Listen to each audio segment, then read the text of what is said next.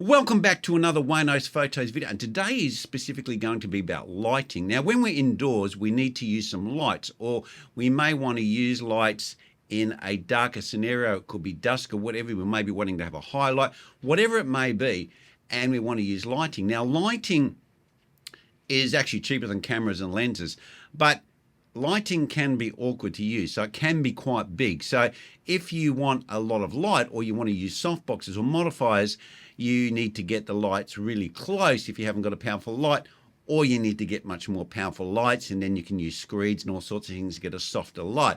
Now, although we can get this gear, it can be very, very big to move, especially if you haven't got mains power. So we need to have bigger boxes that transform it down to a DC, or we need to have a lot of batteries.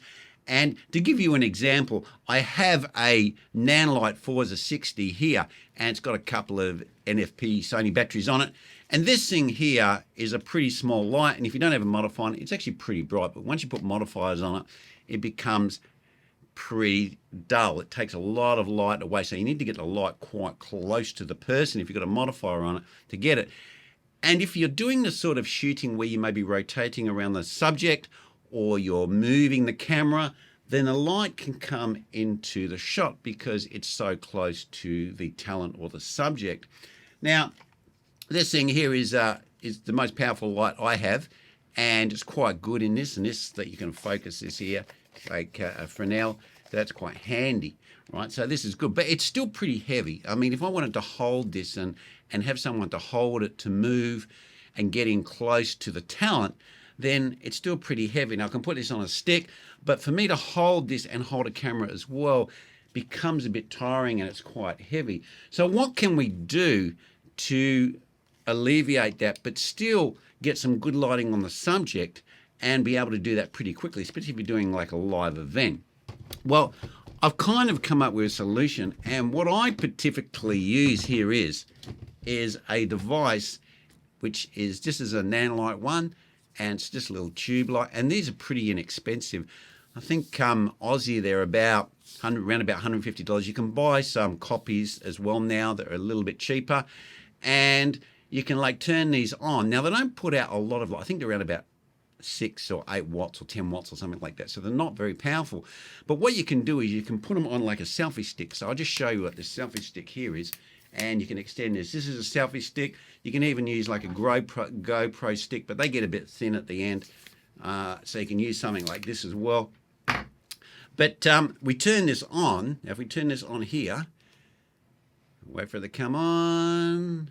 Maybe it's on 0, so let's wind it up. So there we go. So we've got a little bit of light on. This is actually blue, so let me change this to a white color. So now we've got it on white. So what we're doing is we're going to use this as our key light. It's not going to be a background light like these lights we have in the back here, which you may want to have some nice colors on. And we can extend this out.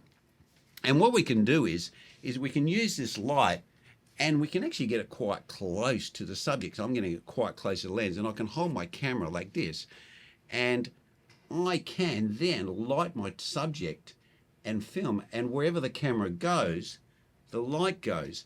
So even though I'm not got a bright light, I've got a not so powerful light, but close to my talent and my subject.